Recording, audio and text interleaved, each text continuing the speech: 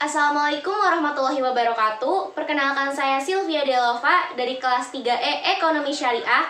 Adanya video ini untuk memenuhi ujian akhir semester yaitu mata kuliah Ushul Fikih yang diampu oleh Bapak Ahmad Otom Bustomi LCM AG.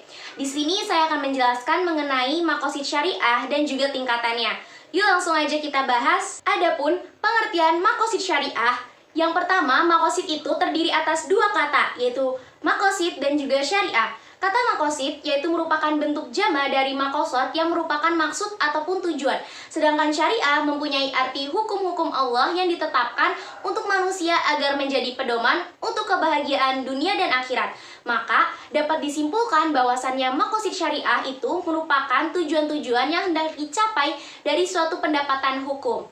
Adapun pengertian maqasid syariah menurut para ulama.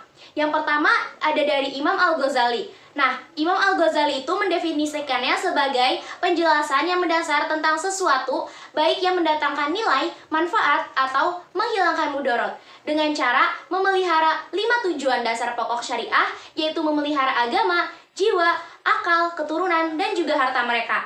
Yang kedua ada dari Imam Al-Syatibi. Imam Al-Syatibi itu menyimpulkan bahwasannya maqasid syariah itu merupakan tujuan memelihara tujuan syariah yang diturunkan kepada makhluk agar tidak lari dari 3 kepentingan dasar. Yang pertama ada daruriyat, hajiyat, dan juga tahsiniyat. Dan Allah mensyariatkan sesuatu bertujuan untuk melestarikan nilai kemaslahatan ukrawiyah dan juga duniawiyah.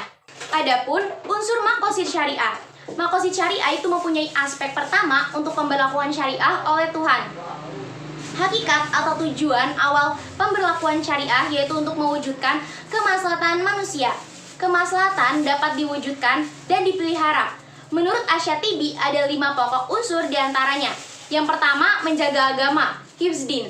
Allah telah memerintahkan kepada hambanya untuk beribadah. Bentuk ibadah yang dimaksud yaitu sholat, zakat, puasa, haji, zikir, doa. Nah, dengan cara menjalankan perintah Allah, maka tegaklah din seseorang. Islam menjaga hak dan kebebasan. Kebebasan yang pertama yaitu kebebasan berkeyakinan dan juga beribadah. Setiap pemeluk agama berhak atas agama dan mazhabnya. Tidak boleh dipaksa untuk meninggalkannya, menuju agama atau mazhab lain, serta tidak boleh ditekan untuk berpindah dari keyakinan untuk masuk Islam. Yang kedua yaitu ada menjaga jiwa atau hifz nafs. Yang paling utama yang diperhatikan dalam Islam yaitu hak hidup, hak yang disucikan dan tidak boleh dihancurkan kemuliaannya. Dalam agama Islam, nyawa manusia adalah suatu yang sangat berharga dan harus dijaga dan dilindungi. Seseorang muslim dilarang membunuh orang lain ataupun dirinya sendiri. Islam melindungi umat manusia untuk menjaga keselamatan jiwa dari pembunuhan tanpa alasan yang benar. Allah mengharamkan membunuh manusia tanpa alasan yang dibenarkan oleh Islam. Jika seseorang melakukan perbuatan tersebut, maka wajib atasnya hukuman kisos. Dalam surat Al-Baqarah ayat 178 sudah dijelaskan, selain larangan membunuh orang lain, Islam juga melarang seseorang untuk melakukan bunuh diri, yang sudah dicantumkan dalam Quran An-Nisa ayat 29. Yang ketiga yaitu ada menjaga akal. Islam memandang akal manusia adalah anugerah terbesar dari Allah Subhanahu wa Ta'ala. Syariah mewajibkan seseorang untuk memelihara akal dari apa saja yang merusak fungsinya. Sebagaimana dalam hadis Rasulullah SAW bersabda, barang siapa yang menempuh jalan untuk mencari ilmu, maka Allah akan menuntunnya menuju surga, dan para malaikat akan meletakkan sayap-sayapnya karena senang kepada pencari ilmu. Sesungguhnya orang yang berilmu itu akan dimintakan ampunan oleh makhluk yang di langit dan di bumi, hingga ikan di air. Keutamaan orang yang berilmu atas ahli ibadah, laksana keutamaan rembulan atas bintang. Hadis riwayat Tirmizi. Yang keempat yaitu ada menjaga keturunan atau hifz nasl. Islam menjamin kehormatan manusia dengan memberikan perhatian yang sangat besar. Menjaga keturunan dapat dipergunakan untuk memberikan spesialisasi kepada hak asasi mereka. Sebagai alasan diwajibkannya memperbaiki keturunan, membina sikap mental agar terjalin persahabatan sesama umat manusia. Allah mengharamkan zina dan perkawinan sedarah, serta menyifatkan zina sebagai kejadian yang keji. Islam menjamin kehormatan manusia dengan memberikan perhatian yang sangat besar. Dapat digunakan untuk memberikan spesialisasi kepada hak asasi mereka. Perlindungan ini terlihat dalam sanksi berat yang dijatuhkan dalam masalah zina. masalah menghancurkan kehormatan orang lain. Yang kelima yaitu ada menjaga harta atau hizmal.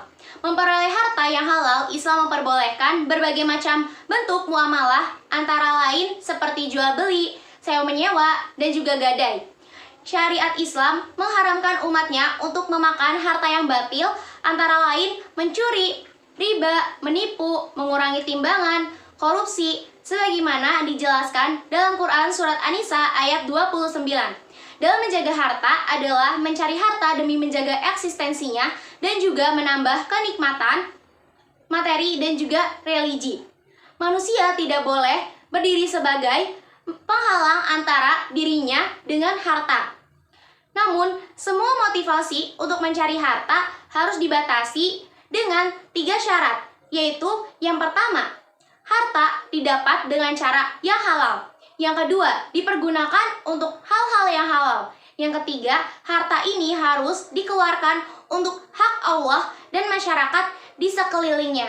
Nah, adapun 3 tingkatan menurut Asy-Syatibi. Yang pertama ada maqasid al-daruriyat. Adalah sesuatu yang harus ada atau dilaksanakan untuk mewujudkan kemaslahatan yang terkait dengan dimensi duniawi dan ukhrawi.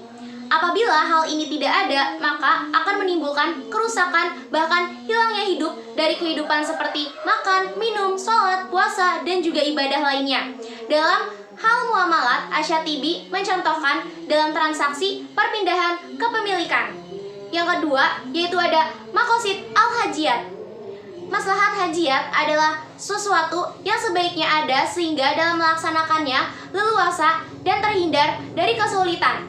Kalau sesuatu ini tidak ada, maka tidak akan menimbulkan kerusakan ataupun kematian, namun akan berimplikasi adanya masyaqqah dan juga kesempitan.